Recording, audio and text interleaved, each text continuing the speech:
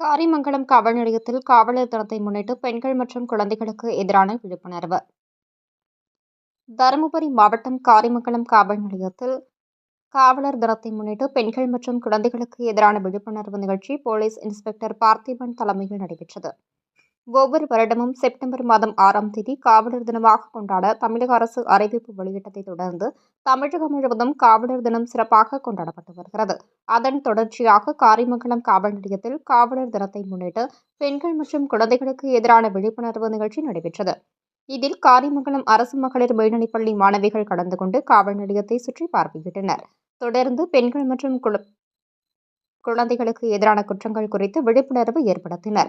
மேலும் பெண்களுக்கு எதிரான குற்றங்கள் நடைபெற்றால் 181 என்ற எண்ணையும், குழந்தைகளுக்கு எதிரான குற்றங்கள் நடைபெற்றால் 1098 என்ற எண்ணையும், சைபர் குற்றங்கள் குறித்து தெரியவந்தால் 1930 என்ற தொலைபேசி எண்களை தொடர்பு கொண்டு தகவல் தெரிவிக்க விழிப்புணர்வு ஏற்படுத்தப்பட்டது.